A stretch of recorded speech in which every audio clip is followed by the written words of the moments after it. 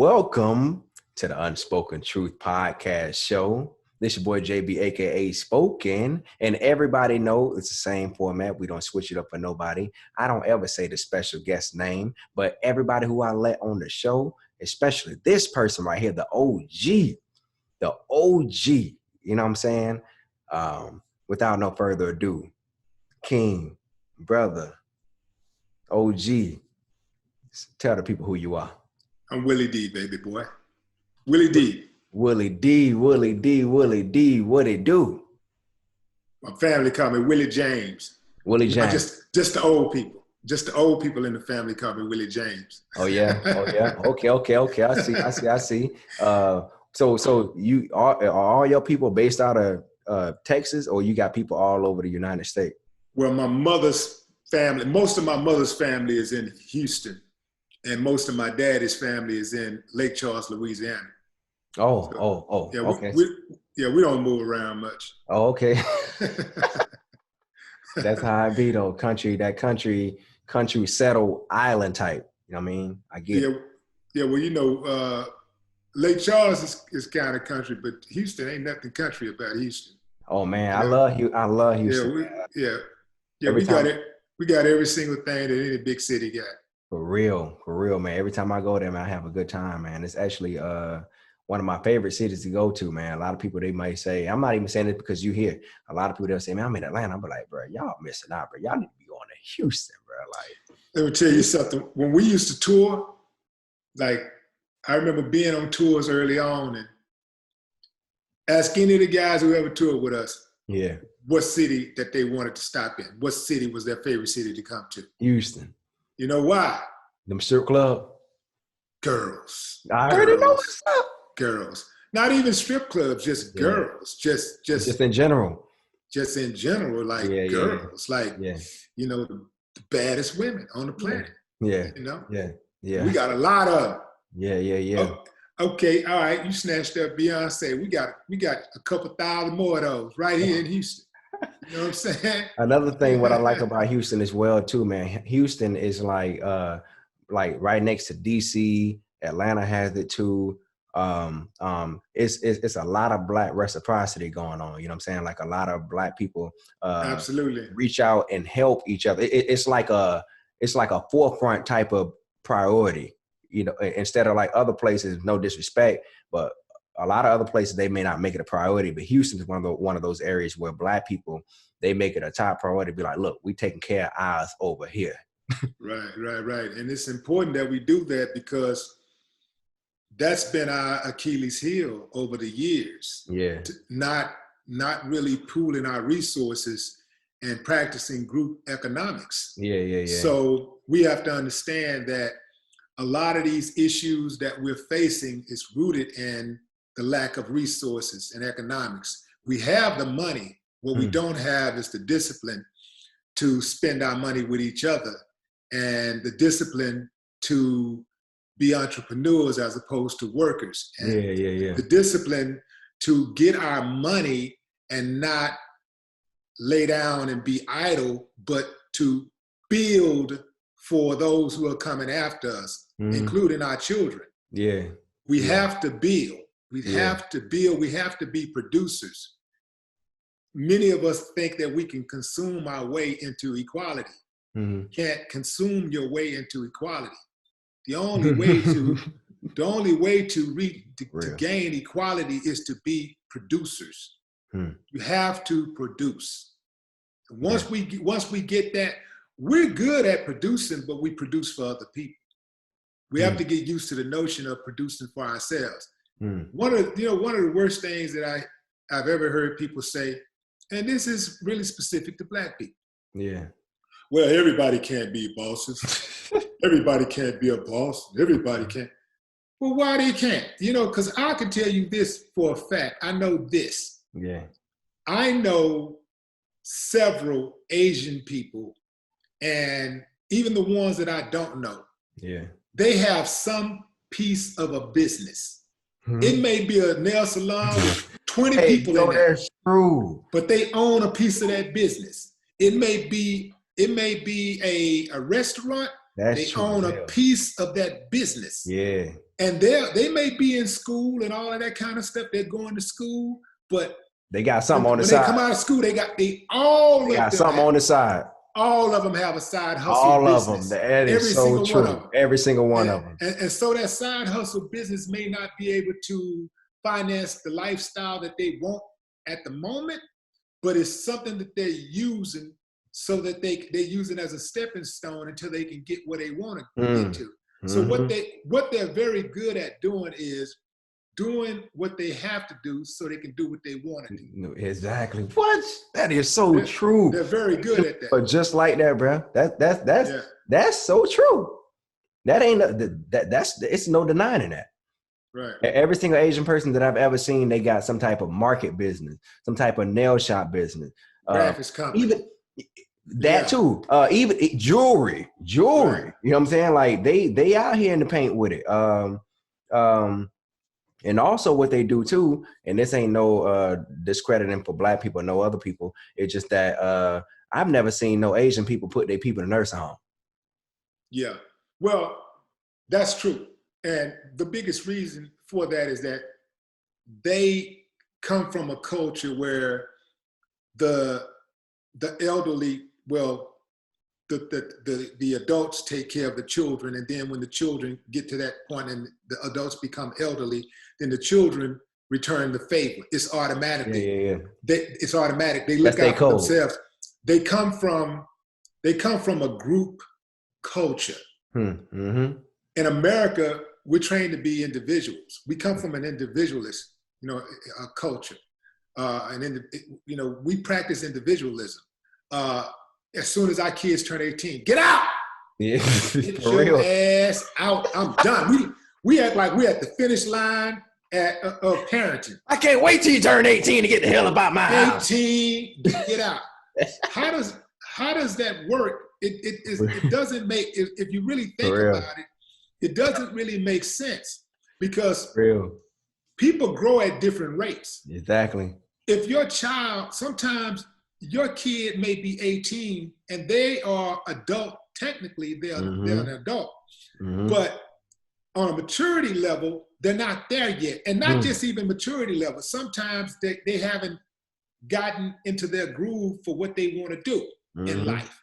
And we just send them on out there. And oftentimes you send these kids out into the world and you say, I'm gonna cut off all support and that's it. I've done my part. Yeah. You're on your own. Well, and they don't have any type of resources. Now they get desperate. If things don't work out, they all try.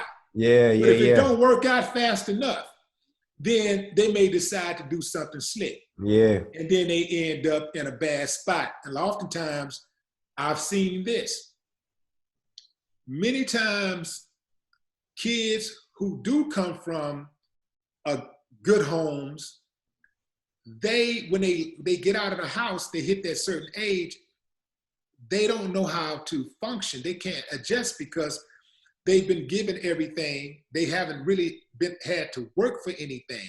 And so when they get out of the house, they don't really have the tools because their parents didn't give them the tools to be productive citizens, to survive out there. They didn't give them the real life tools. So they go out there and they see that it's hard now because, at first they was just operating off their mama and daddy's reputation, and they living in their big house and they riding in nice cars. Maybe mom and dad bought them a nice car and all this stuff. So they've always had everything given to them. Yeah. Now they're 18 and mom and daddy say, go out and get it for yourself. And sometimes these kids run into a wall and then they start picking up the drugs. Yeah. They start picking up alcohol. Yeah. And next thing you know, they walking around McDonald's, and they're walking in the parking lot of McDonald's with dirty clothes and no teeth in their mouth. And somebody that they used to rank on when they were in high school is rolling by in a Maserati and stopping and saying, hey, man, you all right? That's you all right? For real, man, bro. You sure you need a ride? Man, you straight, man? You good? Well, here, man, take this. Now, take it for real. Yeah. This is a true story. I did this. Yeah. You know, that was a dude. Me and him actually got into a fight. You know, my pants. I used to sew my own pants so the hem would come out of them. You know, and me and this dude got into a fight because he was ranking on me, and we got into a fight. We got suspended the first day back at school. This fool went right back in on me the first day, and we started fighting again. So this time they gave us in-school suspension. But this dude, he was one of those dudes that I couldn't wait to put it in his face, right? Yeah. And when I got my money, I rolled up. I was riding in the hood. Oh, Lord. And I saw him. This dude was always clean, sharp. His parents, they had a nice household and all this stuff, you know, good people. But he was an arrogant ass dude, you know, a narcissist. And he looked down on people that had less than what he had. So I'm riding through the parking lot and I see him. I got the top down. It's a weekend. It's the weekend. I roll up and I look and I take a dump. I said, yo, what's up? I said, man, I ain't gonna even put his name out there, but I'm just gonna say, you ain't got to do it. Ain't about that. I'll just say Terry. No. That's you. You all right, man? Oh my God. So he's like, Terry. He's like, he said, yo, what's up, Willie? He said, what's up, Willie D? But when he said, what's up, Willie D, he kind of dropped his head like he's shamed. Yeah. And I say, you all right, man? He said, yeah, I'm all right. I said, man, you need a ride? Nah, I'm good. I say, you sure? He said, yeah, I'm good. I said, here, man. And back then I used to carry thousands of dollars in my front pockets. Yeah. And I pulled out a knot. It had to be 10 plus racks. Yeah. And I just gave it to him and I moved on. The funny thing about that is that for years, I thought about how I was going to put it in his face and people like him, how I would put it in their face. And then when I saw a dude like he was, you know, I didn't want to kick that dude while he was down. Man. Now, listen, that's what I'm saying, man. Kicking people while they down, man. Nah, but listen, I got to finish the story though. Yeah. I do kick people when they down. I kick my enemies. Okay. I try to put my foot on my enemy's neck. If it's an enemy. Yeah. But at this point, time and maturity had gotten the best of me. Yeah. And it wasn't important for me to look down on people and wave my success or my wealth in their faces. And how old are you again? I'm like 24 years old. Okay.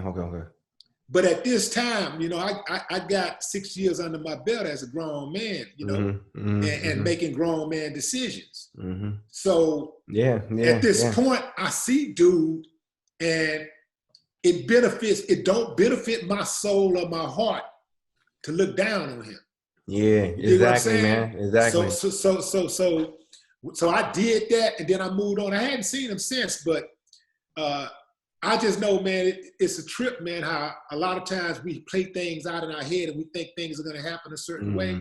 And then when we reach that moment, man, it happened a totally different way. It's damn near like watching a movie and people think it's going to happen this way. And you show it, and then and this how it really happened. For real deal.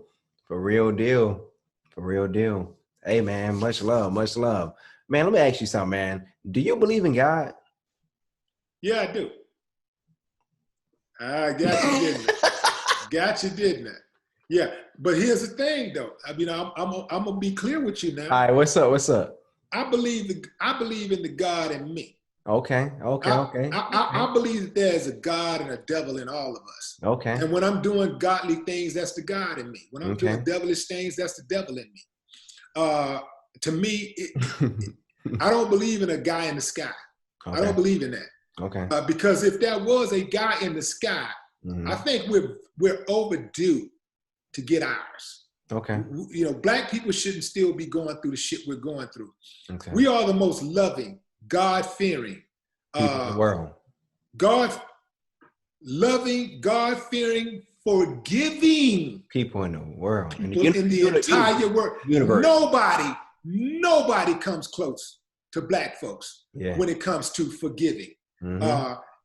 Forgiving, loving God, and being God-fearing. And you're not even supposed to be fearing God. I don't know where the hell that comes from. But you shouldn't fear somebody you're supposed to love. Okay? I know people who, I remember growing up, and I used to hear this all the time.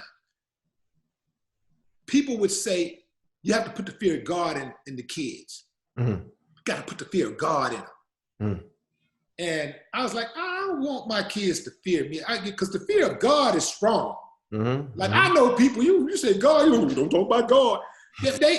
They'll go out there, they'll go out there and kill somebody that they know, who they've seen, who they've slept in the same bed with. They'll cheat on them. They'll beat them up. They'll lie. They'll steal from them. But you say something about God, man, wait, don't say nothing about God, man. You trying to get me killed. You say something, then they move away from you like a lightning gonna strike you or something. All that old superstitious stuff. I don't believe in all that old boogeyman stuff, man. I believe in what's real. I believe in what's happening. What's real is what I believe in.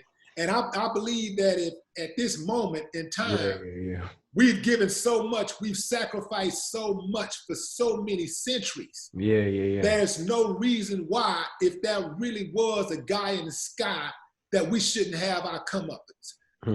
This is where we are right now, is a combination of our desire to break this so-called curse and the formidable enemy that is amidst us. And that enemy is white supremacy.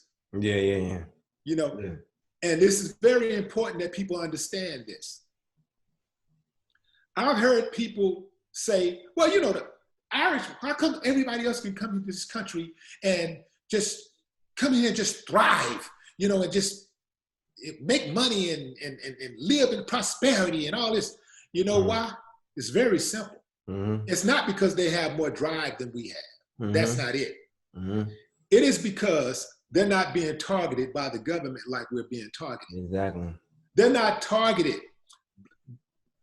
Black folks in this country, man, we so busy just trying to survive, trying to avoid these traps that these people have set.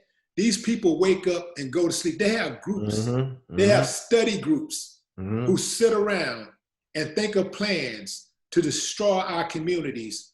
That these plans, they typically last about 15 to 20 years. Each cycle of these plans that they institute tends to implement seems to last about around 15, 20 years. Some last longer. But we're being targeted by our own government for failure. I submit to you, no group of people in the history of civilization has ever been able to reach their full potential when they're being targeted by their own government. The government makes the laws. The government makes the laws. They enforce the laws. And the government controls the military. So get too far out of line, the government has already shown that it has the propensity to drop a bomb on their own people, their own citizens. They've already shown you they will do it. But when it comes to Black people, this government will kill. They've shown that they have no problem taking you out. There's no reason why every single day we should be waking up the news of another Black person, innocent Black person, being murdered, slaughtered by the police with impunity. That should not be happening. Societies are supposed to go forward. This society in America is going backwards. The way the police is executing Black people in this country, it is akin to lynching. It's modern day lynching, but they're getting away with it because the Klan has joined the police force. So now they have a badge and a gun, And at the same time. And they got the backing of the United States Constitution and the government and the military and all of that. So now they can do it with impunity. They don't have to worry about killing and getting caught or being sneaky and nobody telling and all that stuff. They can kill you on video and get away with it. Yeah. So until we do something and they do something to change, it's going to be a combination of both. Yeah. Our actions and their actions. Yeah. We're going to still be in this place, in the same space in 100 years. Yeah. Another 100 years from now, we'll still be in the same space. Hey, y'all hear Willie D, man. Y'all hear from him, man. All right. Check this out. Can a bitch nigga be converted into a real nigga? Because I'm sorry to cut you off. I heard you say a while ago, and you was talking about sucker niggas and all this other stuff. And that was really intriguing how you broke that thing down. It's like you broke it down in science, you know what I'm saying? Like about the whole sucker nigga thing on Vlad. And I thought that was so intriguing. So I had to ask you that question because I just had to see what you thought about that. Because most people said they can be converted. You can go. I don't think so. I think a bitch nigga is a lifestyle. And I think that here's the thing, like you can have a dude that is not a fighter. Mm-hmm. He's not a fighter. He's pretty much scared to fight. He's pretty much scared. He don't want no trouble. He's scared. But you push that dude far enough and he'll blow your head off. You push him far enough. That is not a bitch nigga. You know what I'm saying? No, a bitch nigga is a mentality, bro. It's like a bitch nigga do bitch shit. Look, not wanting to fight, not wanting to risk your life is not bitch shit. Okay? Being cautious is not bitch nigga shit. You know what I'm saying? Being calculative is not bitch nigga shit. Yeah. Being smart is not bitch nigga shit. Yeah. Bitch nigga shit is gossiping. Bitch nigga shit is talking behind your people back. Yeah. Going behind your boy and trying to holler at his girl. Hook up too at the same time. Yeah. Trying to run up in your homeboy baby mama. For real, bro. You see, for real. Letting your partner borrow some money only so that you can be able to say he borrowed some money from you. Yep, just for the benefit, just so you can hold one over his head. Yeah, so you can have something on him. Going out and doing something together that might, be against the law or whatever. Yeah. And then you go come out on some BS. You go and snitch to get your time knocked down. Exactly. See, this is all bitch nigga shit. Yeah. Bitch nigga shit is also how you deal with a woman.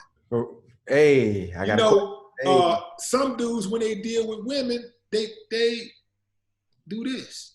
Yeah. Shake their head and all that old shit. Like a Mr. Bobblehead or some shit. All that shaking their head and shit while they talking to these women.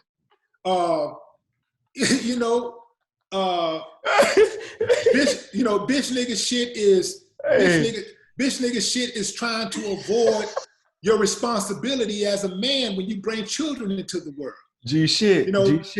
Bringing a child into this world is the most important thing that anybody could ever do. We're talking about a human being, bro. We're talking about you being responsible for bringing a human being into this world who did not ask to come here. Exactly. Human beings are very complicated. They are the most complicated machines in the universe. Yeah. And so you have to be very delicate with how you the information that you put inside of their brain. Yeah. And how you protect them, how you go about that. I don't understand how somebody can bring, think about a person. Think about a person planting the seed and then walking off and never coming back to fertilize the seed, never putting water on it, never making sure you get a certain amount of sun, making sure you keep rodents and insects away from it. You know, making sure that it don't get, you know, if it's cold, you know, you put something over it to make sure that it's warm and that the climate doesn't destroy it. Exactly. The climate doesn't destroy it. That means you got to be there to protect it. We're sending our children, we're bringing children into the world at a social disadvantage, you know, and we put our children at a social disadvantage when we abandon them, when we are not prepared to spend the money that is necessary to raise children. Children are expensive. And you know, a lot of us can't even take care of ourselves. So when we lay up and we have a child and we bring a child into this world, now we can't take care of it. We know we can't take care of ourselves. We damn sure can't take care of this baby. So what is this baby to you now? This baby is a burden, and you don't want nothing to do with it. Which means it can become a product. This baby is a burden. You want to get away from this baby by any means necessary. Exactly. And yes, you have trifling women out there that make men lives miserable, make good fathers lives miserable. Yes, you have those type of women out there. Yeah. But you know how they say hell knows no fury like a woman scorned? Hell knows no fury like a woman who denies me access to my babies. Hell knows no fury. Hell knows no fury. Like the court that denied me access to my babies. Yeah. You know what I'm saying? Yeah. Like, I'm just not built like that. I come from a different type of place, right? Yeah. And it doesn't matter how times change. A lot of people change with time. You know, change is good. Don't get me wrong. I'm talking to you on Zoom right now. You know, this technology. So obviously, you know, I ain't on no beeper and shit communicating with you. So obviously, there's some things that I understand that where change benefits. Yeah. Where there's some good that comes from change. But certain things in life, like your convictions, should never be compromised with times. You know, like just because the times are changing, just because people are changing, when somebody wake up and say, okay, look, we're doing this now. And you just jump right on board. Okay, well, I guess we're doing this now. Yeah. Okay, we're doing this now. And you just, okay, this is what we're doing. I hear a lot of people say stuff like, well, you know, that's how they are these days. You know, that's what they're doing now. That's what they're doing. That's what they're doing. Just because they're doing it don't mean I have to do it. Exactly. You see, I got convictions. For real. I got convictions, and my convictions don't change. My convictions don't change with the times. Yeah, for real. For real, man. Hey, man. So obviously the internet is obviously filled with a lot of goofy people, right? And good people as well. So do you think we are more goofier now because of the internet, or they showed it back in the day because the people never had access?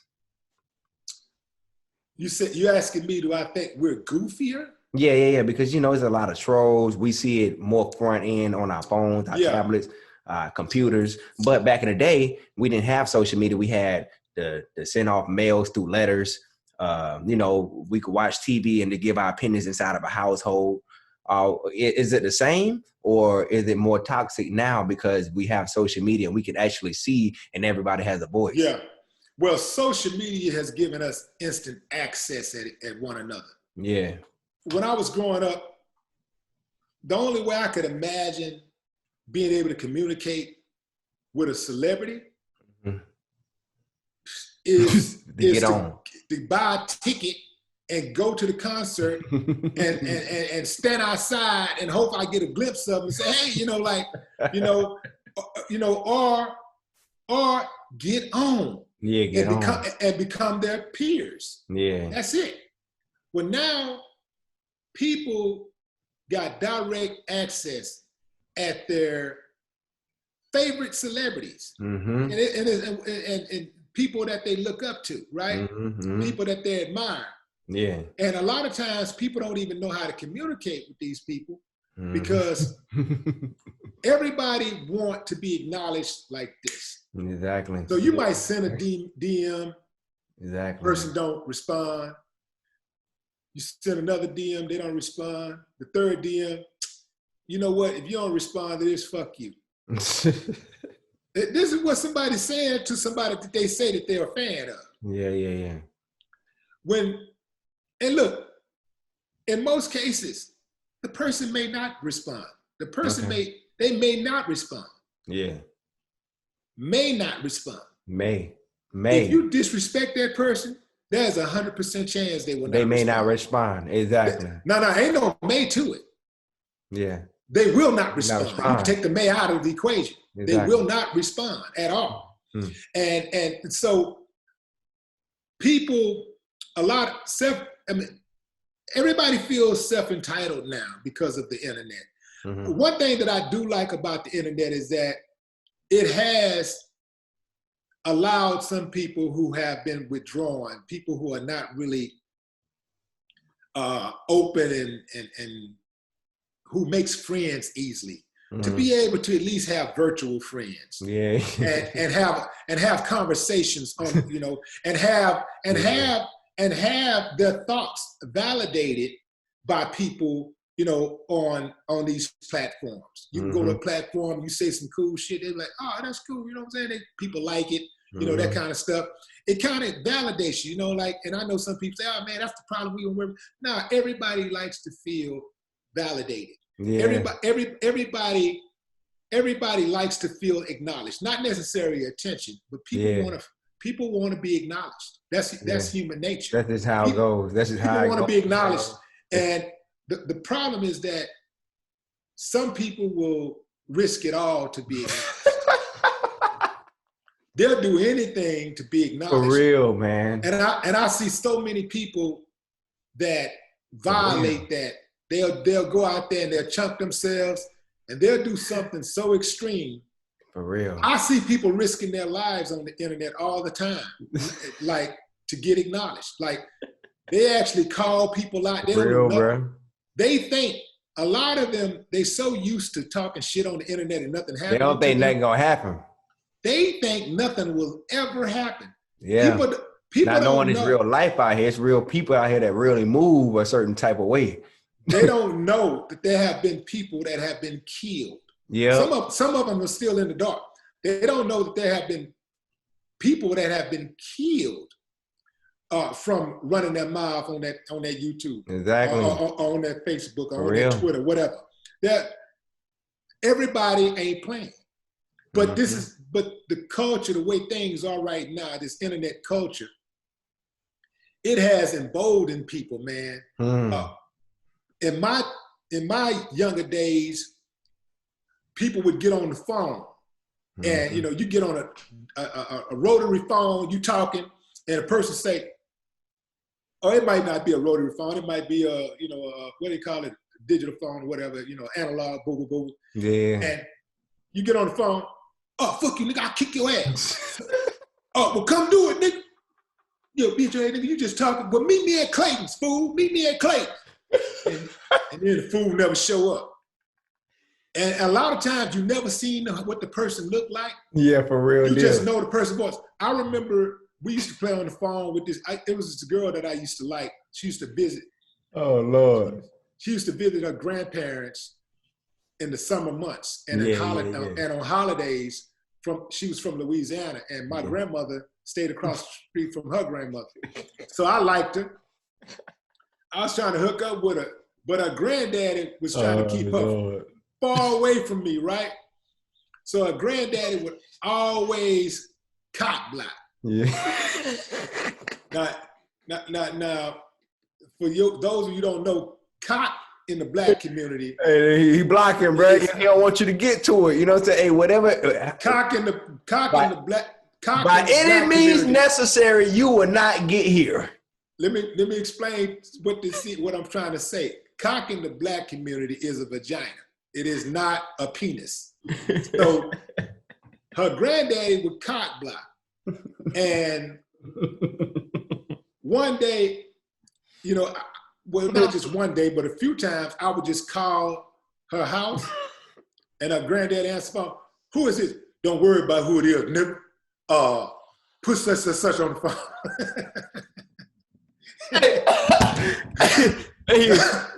Her granddaddy was gangster though. Her granddaddy was like, who the fuck is it? Nigga, me. I will meet me at Clayton's, nigga. What? Motherfucker, I'm on my way right now. And I'm looking out the window, this nigga getting in his truck. He hopping in his truck, heading to Clayton's to the supermarket to meet me. But that's the kind of stuff that you had to deal with back in the day. Now, for real, bro. Now people can find you on that internet. Hey.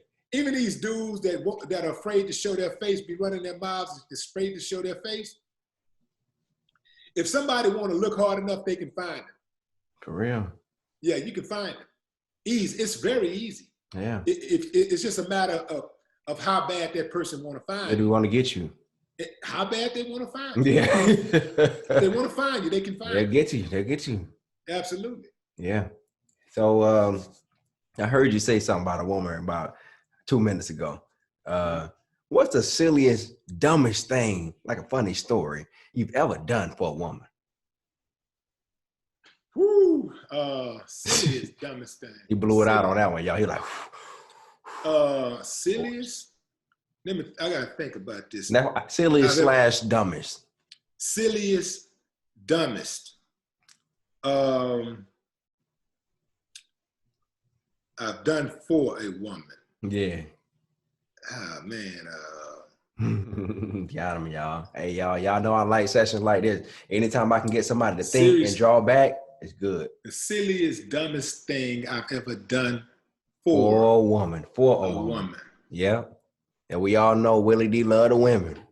Yeah, I'm just trying to think like silliest, dumbest thing. I guess it don't really have to be that bad to be silly or dumb. Because it's my silliest or dumbest. It's yours because you can't be a true OG unless you done did it before. Yeah. Let's see, the silliest, dumbest thing I've ever done for a woman. Hey, loan the money. Okay. Dumbest thing. Loan the woman money. Loan the woman money that I was sleeping with. Here's why that's a dumb idea. Why you was in a relationship with somebody else? Or why you? No. We was just casual. What was the cause? She had to pay her rent. So you just sleeping with her though? So I loaned her. She asked for a loan. Okay. A loan. I gave it to her, right? A loan. Yeah, a loan. Give it back. That's like 20-something years ago now. You know, like about 21 years ago. Wow. I'm still waiting. So but the thing is this. Here's why I said it was a dumb idea. Ladies, I'm sorry, but he asked me, so I got to give him. Oh, Lord. Here you go, y'all. I got to give him the game. Here you go. It was a dumb idea because anytime you are having sex with a woman and you give her money, she is going to try to pay you back with sex. She's going to think that you gave what you had, I gave what I had. And a woman thinks that her box is the ultimate prize. Yeah. And she thinks that's more valuable than any amount of money that you can give her. So if you give her some money, you may as well, when she say loan, you say give. In your mind, this is giving. You got to make up your mind and say to yourself, I'm probably not going to see this money back. And if she gives it back, cool. Now, I do know women, I have had given women loans who have paid me back, you know? And it's no coincidence that these women are still in my life. Yeah. but the ones who didn't, I just chalked it up as that's how much it cost me to get rid of them. And charged it to the game. No, whatever that amount was that I gave her, that's how much it cost me to get rid of them. Yeah. Hey, that's how you got to look at it, right? Yeah, Exactly how you gotta look at it. I don't trip on money like that. You know, Yeah. I mean, I'm serious about my paper. Yeah. But I just don't trip on it like that, because if you burn that bridge, I don't believe in burning bridges. And if somebody burned that bridge like that, like she could have gotten a whole lot more, like way more, just the resources that I have, the connections that I have, the access that she could have gotten, you know, if she just had, you know, been straight up. I know exactly what you mean. Straight up with me. I know exactly. If she had done right by me, you know, she could have gotten a whole lot way more. Yeah. But you didn't last long enough, and you took the little 1,200. I'm all good with that. Right. Exactly. I get. She took the stimulus check. Took the stimulus check. I feel you. Okay, Willie D, what brings you peace, and what will happen if you don't get that peace? Oh, damn, that's a good question. What brings me peace is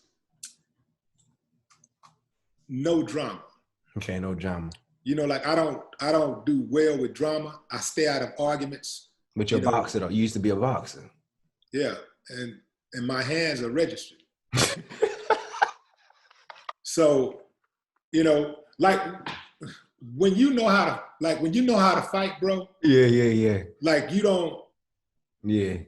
You don't. You try to avoid it because you know what you're capable of doing. It's not a regular fight.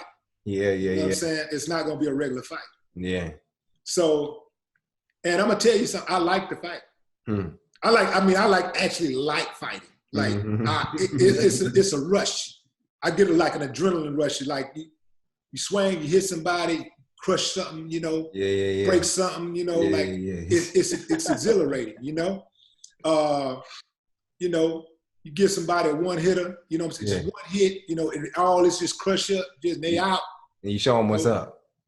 You know, but when I fight, it's always somebody that was begging for that ass whooping. I mean, they was begging for it. Yeah. And I gave it to them. Typically, I would rather make peace because conflict is costly. Yeah, exactly. Even if you win a battle, conflict is costly. Maybe you have to watch. Maybe you have to watch your back. Watch your back. Exactly. Maybe you have to deal with the police. Yeah. Maybe you have to deal with a lawsuit. Something gonna come with it. There's always a certain amount of anxiety that's associated with conflict. Because if you're smart, then you don't underestimate anyone. Yeah. Even if you mop the floor up with someone, you don't underestimate anyone. Yeah. But I learned a long time ago. I was like a sponge, just watching a lot of stuff. I saw the first time I saw somebody get killed, I was 5 years old. I was in a gambling shack with my uncle. So, wow. From that point, I saw a lot of death. I saw a lot of conflict. I saw many scenarios how people got killed. You know, people getting killed being bullies, people getting killed for hitting on somebody's daughter, you know, a sister. You know, people getting killed for owing somebody some money, people getting killed for ranking on somebody, just talking shit, you know, all these different scenarios. And I saw people get killed for coming back to the scene of the altercation. So if I ever had a fight with someone, I would give myself a cooling off period, and I'd give my adversary a cooling off period. Because by the time I got to be in the 8th, 9th grade, I was seeing a lot of people get killed around my age. So I had made up my mind, I was not going to be a bully, but if somebody tried to bully me, I would deal with them. But I was not going to be bullying people. So the students at my school used to befriend me so that the bullies wouldn't beat them up. Yeah. Oh, wow. Yeah. Wow. That happened. Wow. So wow. You was out here by yourself. Well, I wasn't by myself because I also had a couple of friends. Yeah, the real one with you. I had a couple of homies who still ride with me today. Okay, you know, we've been riding together since we was 10 and 11. Okay. So, and they as real as they come. Solid G-code. So, but I learned to move out of the way. Some people, they get into altercations and they won't even leave. Somebody will take off. Sometimes they'll tell them, I'm gonna go get my gun. Sometimes they walk in slow motion to the car to go get the gun, and they just do it. They come back. Oh, this nigga got a gun. Oh, what you gonna do? Nigga, you gonna shoot? Pow! Boom. It's over with. You gonna shoot me? Pow! You know? Exactly. So I learned to get on out of the way. Get out of the way. Move around, man. Let it cool off. Oftentimes people, you know, I was around a lot of people who had really bad understandings, man, just violent people with bad understandings. Yeah. If you're dealing with a person with a bad understanding, all you got to do is get out of the way and let somebody else kill them. You know, you don't have to ruin your life. You can just get out of the way, because if they're that stupid, somebody's gonna knock them off anyway. You know, let somebody else kill them, or let them kill somebody else, and you know, just let the universe handle it. You can just get on out of the way and just let the universe handle it. So where I'm at, well, I learned to get to a place in life where it's got to be necessary. You know, it's got to be necessary. Now, having said that, I would hope I got a plan. But I'm not sure that I would follow that plan every single time to the T, because I'm a human being, and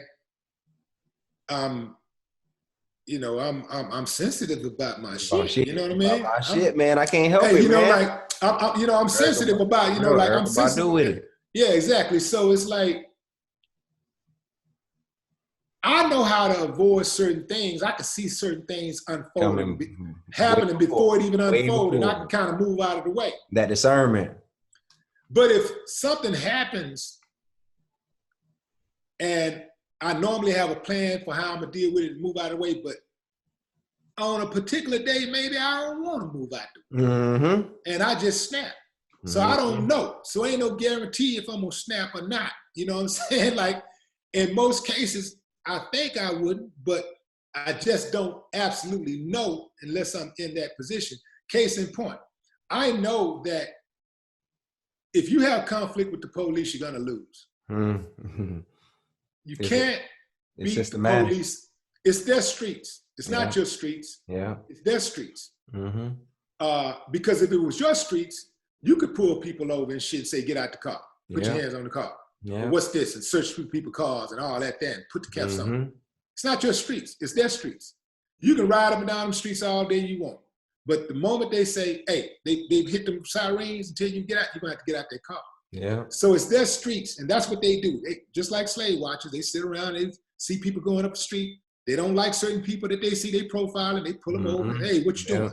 What you doing? So I know that you can't win with the police, even if you get into a fight, a physical confrontation with the police. Man, that ain't gonna work. Even if you win, they might come back, bro. Well, even if you win, they will come back. You know, I've won against the police, and they came back. You know, so you made it out alive. I made it out alive. I've won. Like, and they came back. You beat the police ass before? Beat them. You beat the police? You like you like a police? Wait. So how did it happen now? What? 3 of them. 3? On the same day. What? That's the same incident. Wait. Yeah. Break that down now. You got to break that down. I mean, it's out there. You know, people in Houston know. You know, it went down like, you know, back in my cowboy western days. I ain't got to go back. Okay. It's all but yeah, I lit that ass up, you know.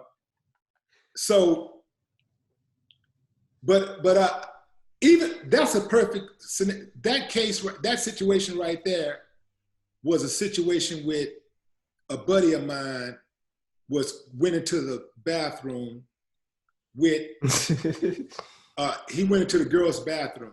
Wow. And he had a cast on his leg. This dude was, you know, girl crazy. He had a cast on his leg, but he was my homie. Yeah. We came there together. Next thing I know, I look up, I see the police dragging him out. Like, they were just handling him. Yeah. And this one particular cop, he was a bully. I used to see him bully people all the time, and I used to just stay out of his way because I know his type. So I just like, and he had short man syndrome. Mm-hmm. So So I stay out of his way. He had little man syndrome. So I step out the way.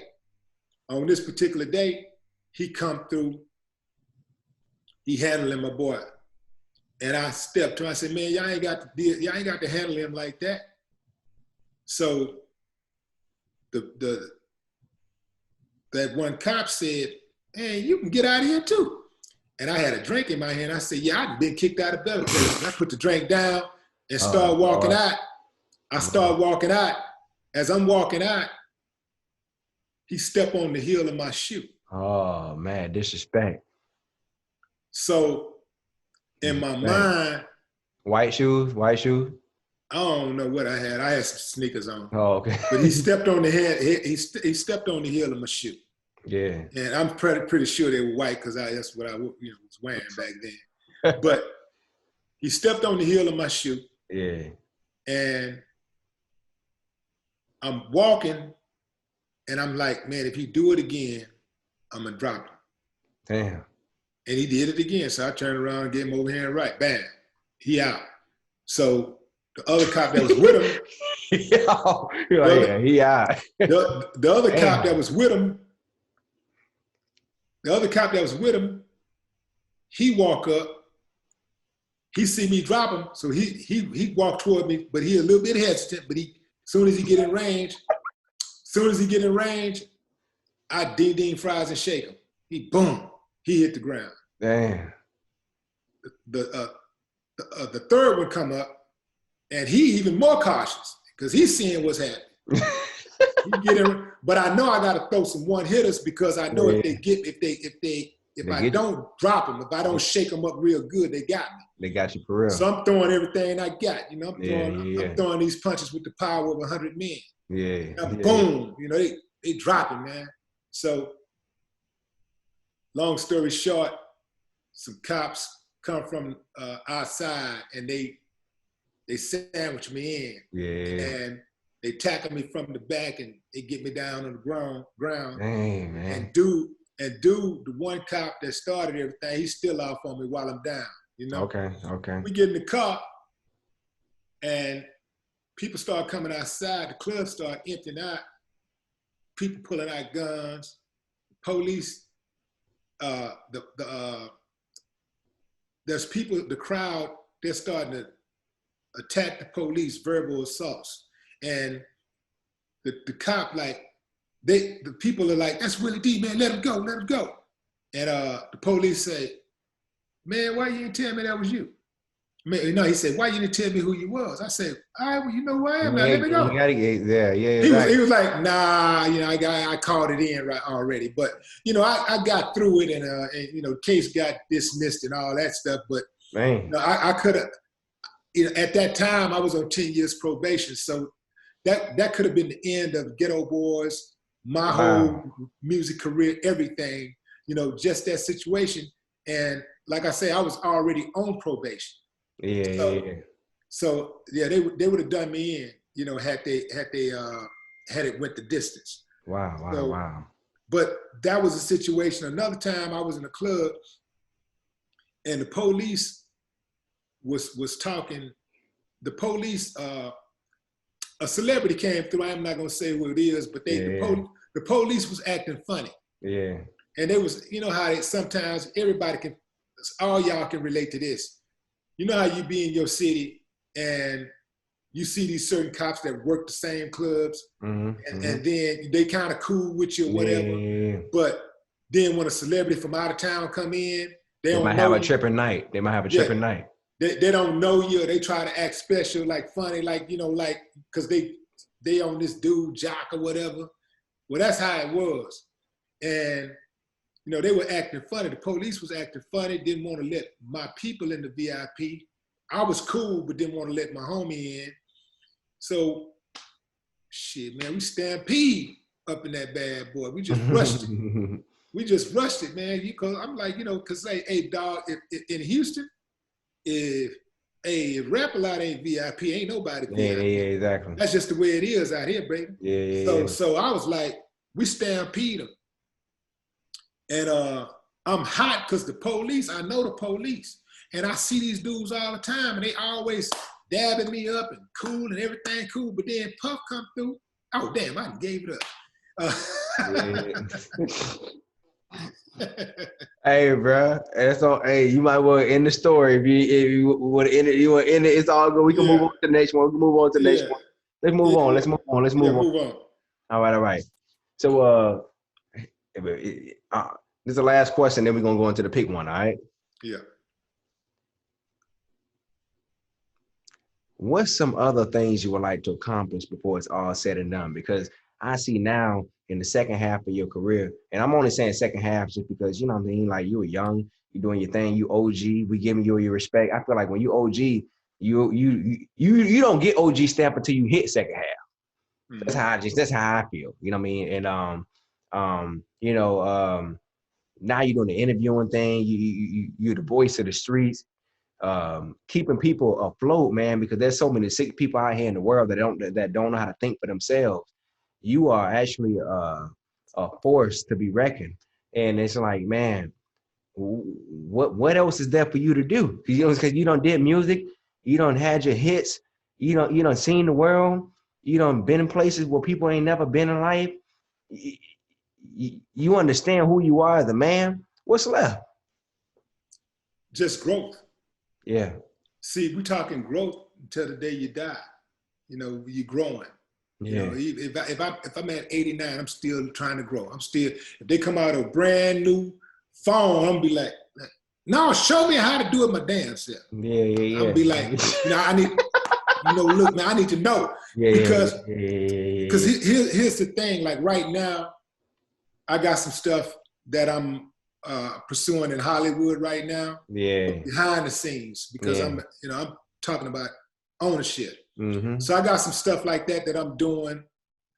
I still deal with my real estate and stuff like that, but the biggest thing that I want to do is I want to, at the end of when it's all said and done, I want my philanthropy and activism to overshadow everything.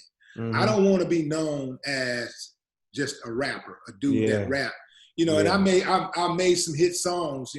I made a lot of money doing it and all that stuff. But I believe that I was sent here to do more than just be a rapper. Yeah. And I know that one of the reasons why that I came back and I started getting on social media, even and risking the disrespect from time to time. Yeah, right. It's because for real. It's because I saw, like, in my opinion, like, if you're not helping, you're hurting. If you're not helping a situation, you're hurting the situation. Even if you're inactive, you're hurting the situation. So I felt like to see what I was seeing and watching a lot of the youngsters fall into these traps that I fell into and doing a lot of things that making a lot of mistakes, I was like, I got this information and I'm just going to give it to them. And the ones who get it, they get it. The ones who don't want it, the ones who think that I'm the ones who want to say you old, you don't know what you're talking about, then, they just going to have to, whatever happened to them, going to have to happen to them. Deal with that. If they got to go to jail or get killed or whatever, then that's the life that they chose. Yeah. But if you want this information, I got some free game. Free game, bro. And so my thing was like, like I grew up in an era of the game is sold, not told. And I had to learn to discern the meaning of that phrase and apply it when applicable. So because when I first heard the game is sold, not told, I was like, I ain't telling nobody shit, period. Yeah. You're going to have to pay me for any game that I give you. You're going to have to pay. Yeah. And I was like,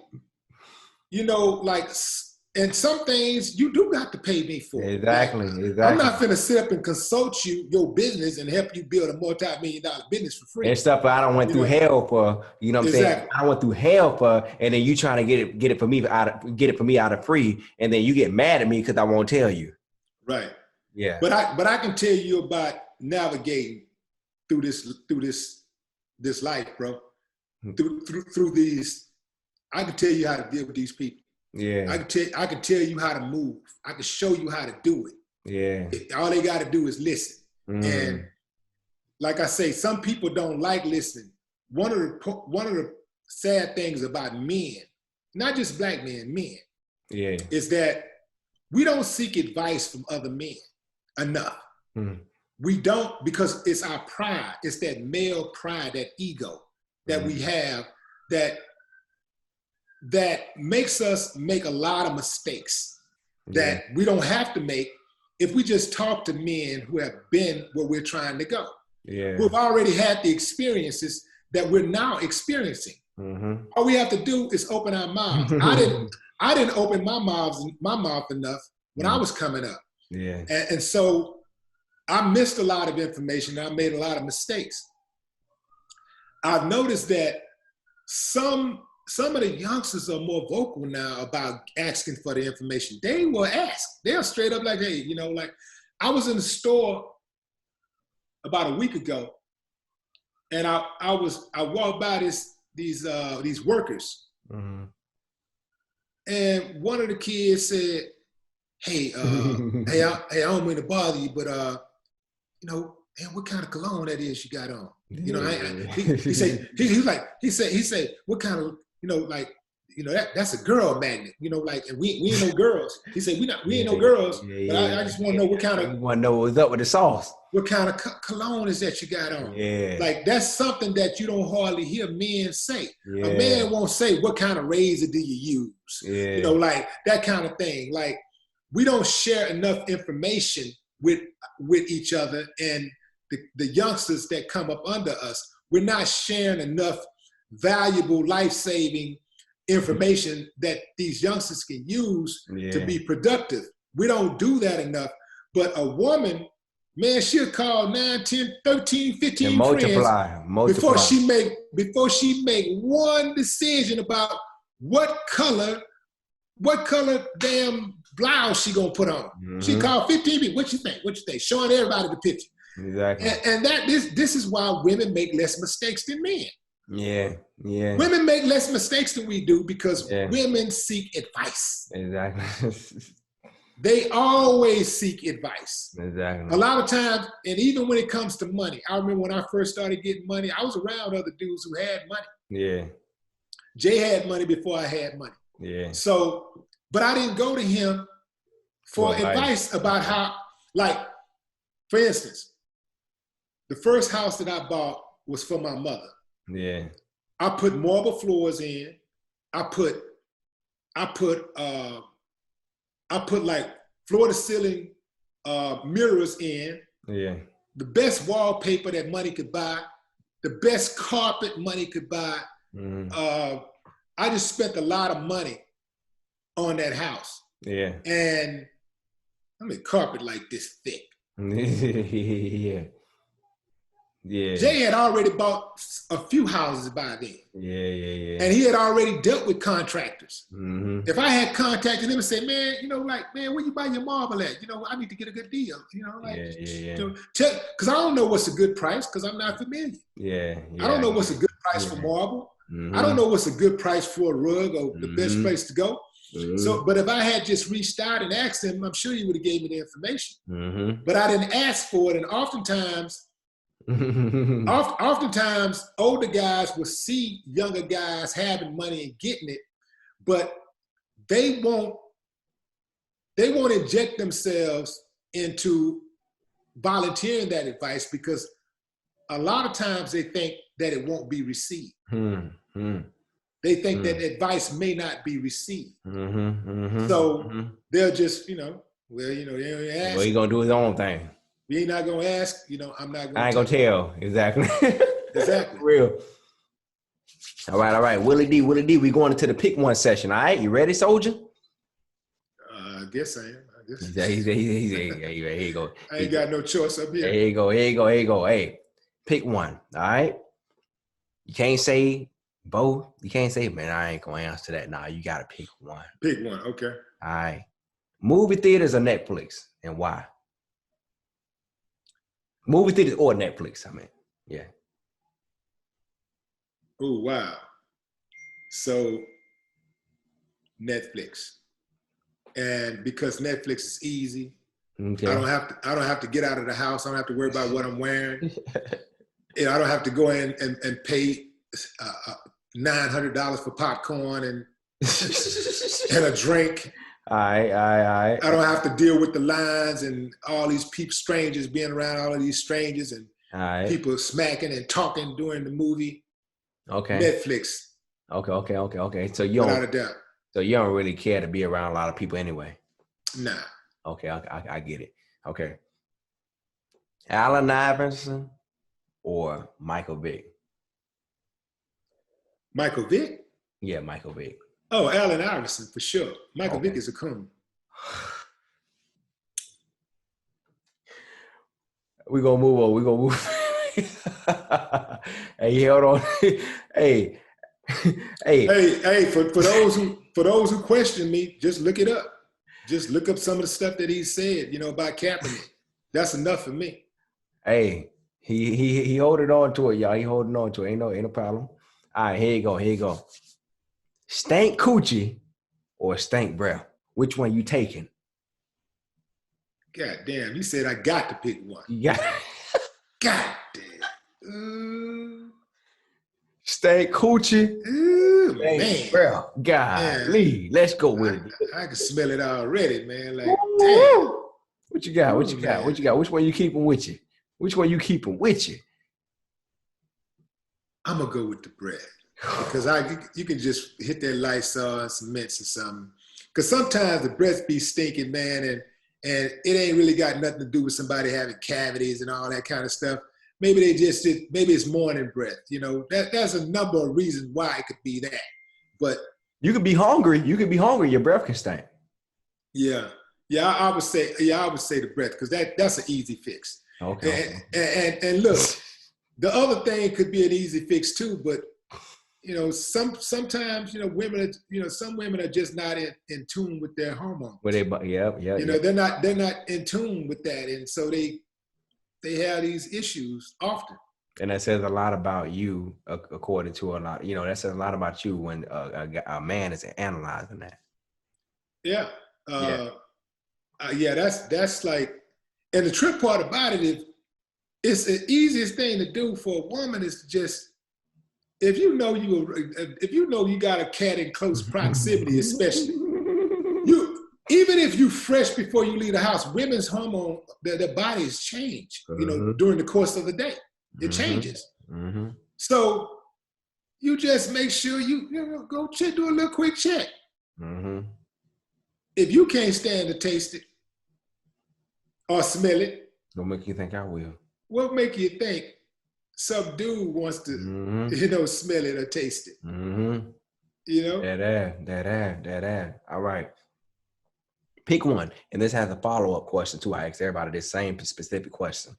You got to pick one. You running on the bridge, Willie D. You running. You look in the water. You hear some noise. You hear somebody say, "Hey, help me." It's your best friend drowning, right? But then also too, your career is drowning. Who you saving? Career? Yeah, your career. Your career is drowning right next to your best friend. Who you saving? That career ain't shit. I can get another career, bro. Okay. Okay. We're gonna follow up. We're gonna follow up then, since that was easy. Yeah. Willie D, you running on the bridge. It's the same question I ask everybody. You run the bridge, you look in the water. You see your best friend drowning. Hey, bro, I need some help. Help me, come. Then you look to the left. You see Jesus drowning. Help me, my son. I'm thinking of my best friend. I'm getting my partner. Shit. Who is this nigga Jesus? You know what I'm saying? Like, yeah, I'm gonna get my partner. Hey, what if you see the hand drowning, and in the hand you see the head down, and the hand like I'm testing you. I'm testing you. The thing about, I'm gonna fail that test. Cause see, my partners, we battle tested. He battle tested. Okay. My best friend is battle tested, bro. Like this dude done been there for me when nobody else was. We didn't went through it. We didn't went through it together. He been tested when we was like right there, and the people was right there and saying, yeah, no. Like we done been through it, like ride, die, everything, like riding on fools, taking it, whatever, giving it.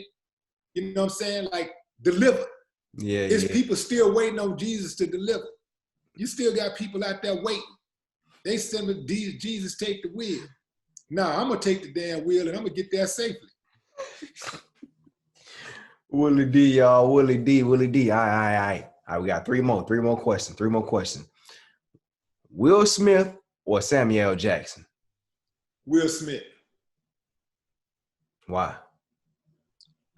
Simply because Will is true to himself, true to who he is. Sometimes Sam come off as out of touch with the people. I get what you're saying. You know, like I know a lot of people gonna disagree with that because they like the motherfucker, all that old shit. Yeah. You know, but Sam, you know, he's been oftentimes been out of touch with the youth, and you know, like he's just been out of touch a lot of times with the youth. Okay. And you know, I've seen the totality of Will Smith, not just Will the father, or Will the actor, you know, or even just Will the rapper. Yeah. You know, I personally, I personally like dude. Yeah. As a person, I think he's cool. Much love. Good dude. Much love. All right. Regina King or Regina Hall? Regina Hall. Who is Regina Hall? Regina Hall was the one who played on the latest movie with Kevin Hart. She played a scary movie. She also look you Willie D over like hold on. Okay. Yeah, Regina Hall. Yeah, Regina King and Regina Hall. Look them both.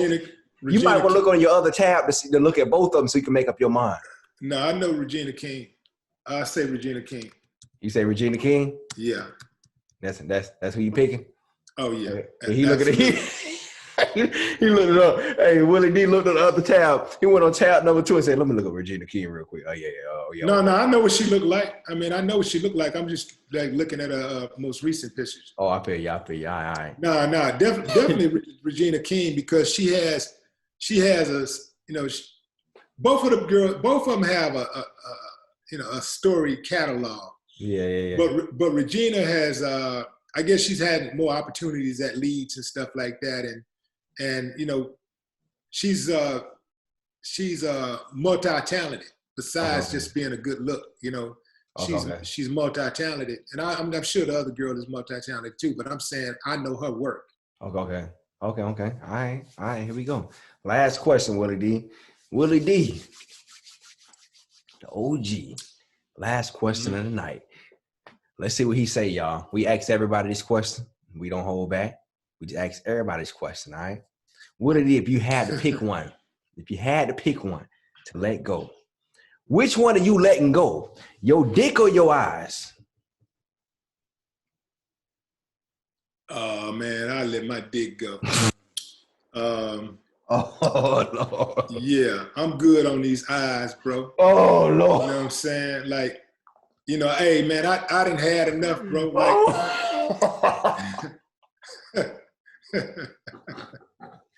Like, Lord.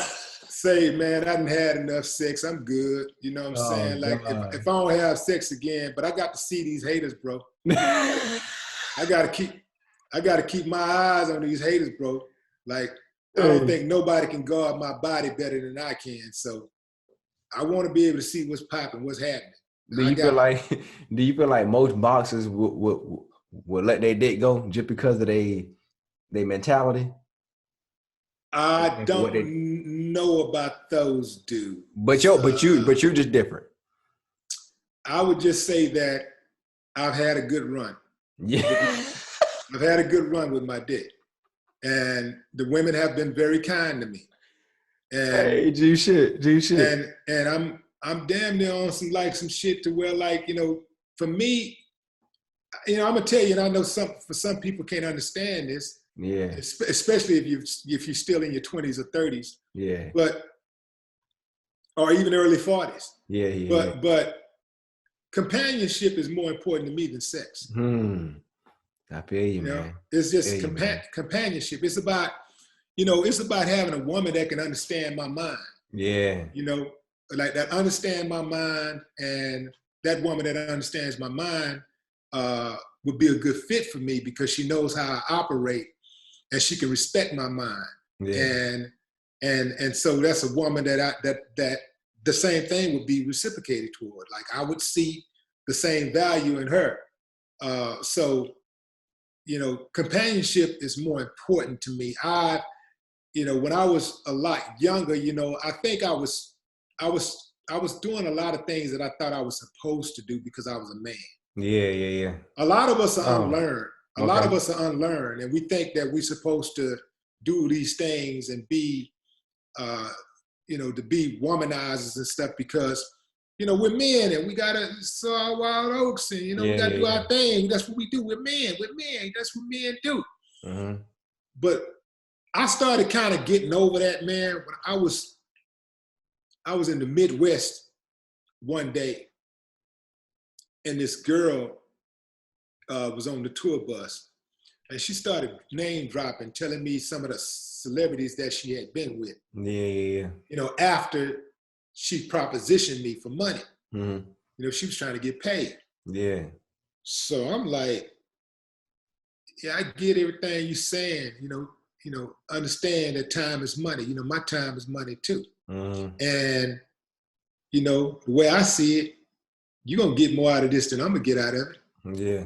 You know, like you get to go back in there and say you had sex with Willie D. You know, for all I know, you could be the neighborhood hoe. Exactly. I don't know. You know, one thing about it, your stock is definitely going up. Mine might be going down. You know what I'm saying? But when she told me that, because I was a man, I'm still a man, but because being a man, you know, I had to score because I was in position to score, so I took the shot. You know, but after that is when I really caught my snap, and I was like, man, I don't like the idea of every woman being able to have access to me. You know, I don't like the idea of any woman just because she look good, she fine, you know, she got a fat ass or whatever, or she cute, that she can say that she been with me. I didn't like that because I just felt like well, I was no different from anybody else. And I think it's value in being like truly being unique, being the unique person that you were created to be. Like all of us are unique. That's the crazy thing about it, is that we're all born unique. But somewhere along the way, we try to fit in and be like everybody else. We've already accomplished the ultimate goal. We're all already unique. But we want to be like everybody else. We want to do the same thing everybody else is doing. Like, so I moved to a different beat. So that's just the way, just the way that I live my life. And so when other people are doing other things that people are accepting of, I just don't feel any pressure to do what they're doing. Because I know who I am. I'm secure in my manhood. I'm secure with who I am. And nothing's going to change that. You can't give me a certain amount of money to make me change that. Like if somebody can, if your convictions got a price, then if you'll compromise your convictions for money, then, and it might be for this thing or that thing or this thing. Yeah. But once you go down that rabbit hole, you'll do anything. Yeah. There's a price. There's a price that you would do. Like some people kill their parents for money. Some people kill their children. I reported that a while ago. Some people kill their children for money. You know, some people some people will do anything for money. Some people will have wiped out their whole families for money. Yeah. Some people would do anything for money. You know, and I oftentimes I hear dudes say, "Oh man, such got more money than him, and he got money, man." You know, he trying to talk about him like sometimes, you know, like I'm hard on Kanye. Yeah. Because I think he's a sellout.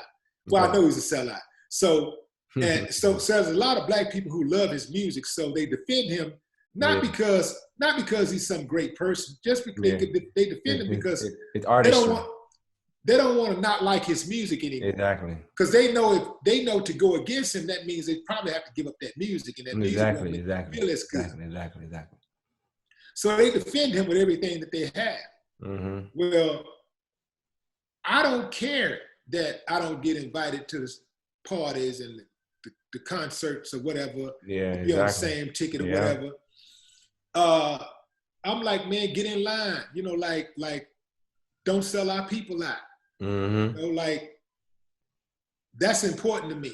Exactly. Like, it's more like Kanye is more worried about what white people think of him. I'm more concerned about what black people think of me. See, I'm like any other person out there. That any other person that's not black.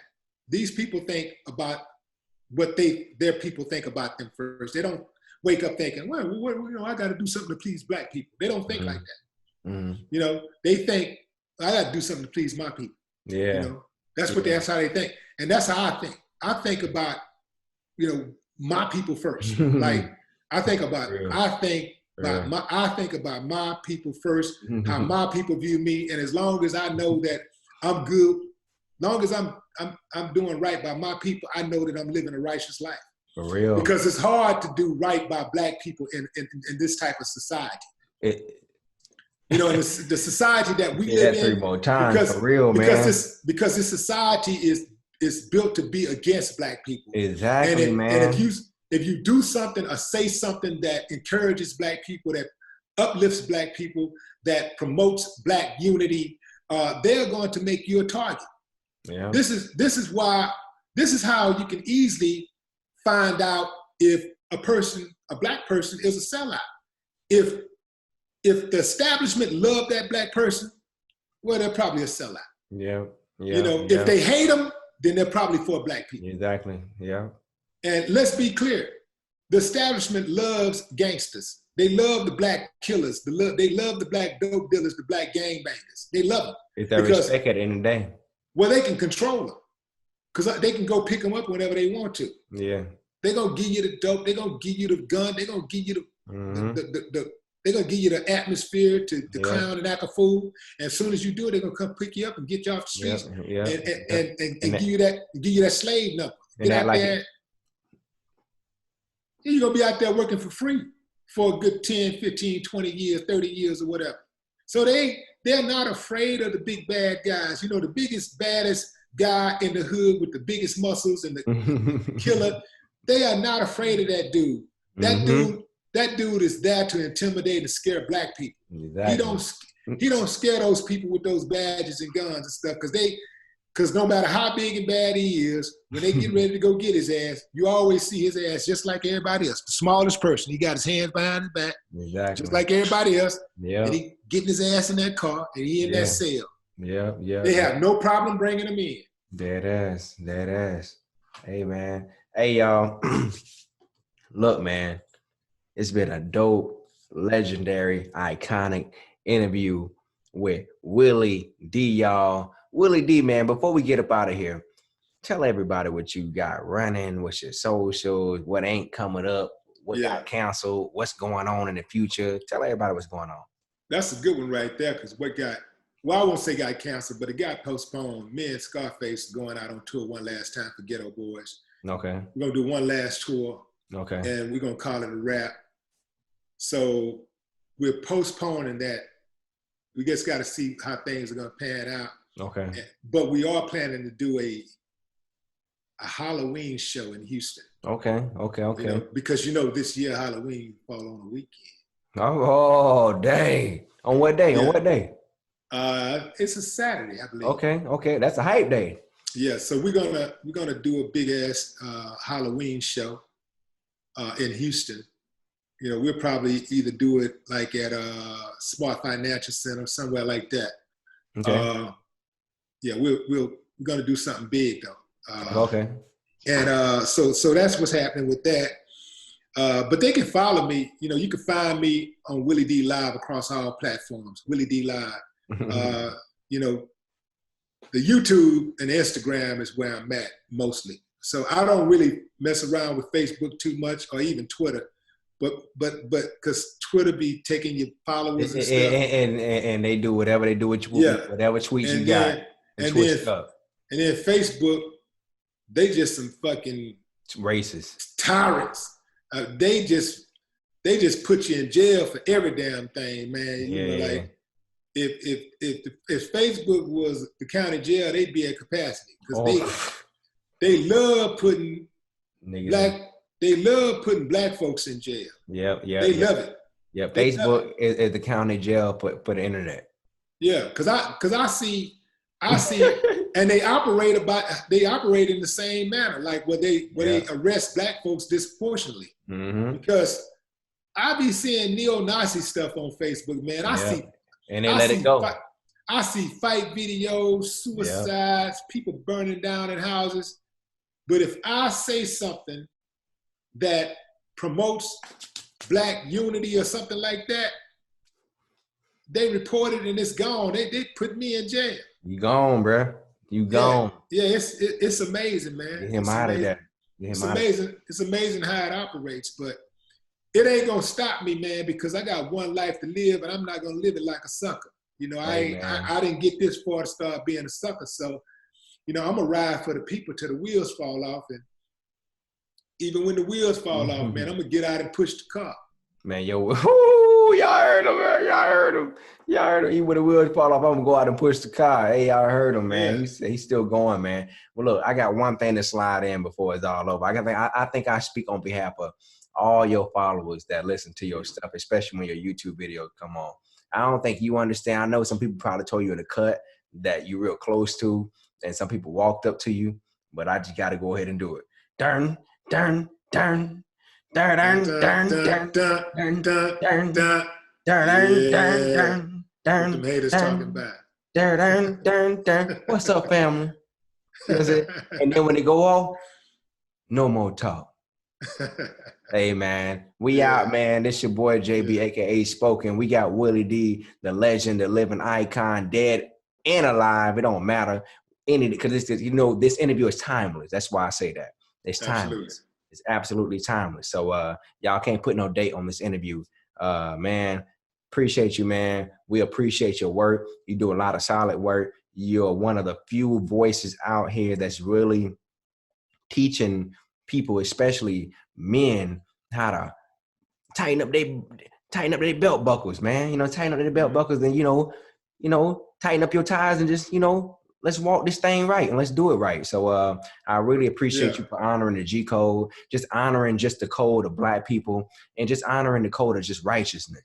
And it's gonna take all of us, bro. Yeah. Like exactly. it's gonna take all of us, even the ones who might still be on the edge or whatever. Like we gotta, everybody can't get saved now. Everybody can't get in the boat because some of them gonna be getting on the boat and shooting holes through the floor of it. So it's gonna take all of us. And there's no one style of black men. Like we come in all shapes, sizes, and thoughts, and levels of education, backgrounds. Like we coming up. Like we're a very, very diverse group of people. Yeah. And we got to understand that we can, if the one main criteria, in my opinion, that we have to have is love for self. Yeah. We get that, and I mean it's love for self, not myself personally. But others that love for our people, bro. Like we got that, man. It's gonna be hard to stop us. For real, man. For real, King. I'm serious, man. Hey, man. I really appreciate you for coming, man. This your boy JB, aka Spoken. We got Willie D on the line. We appreciate all y'all for tuning in. And once again, we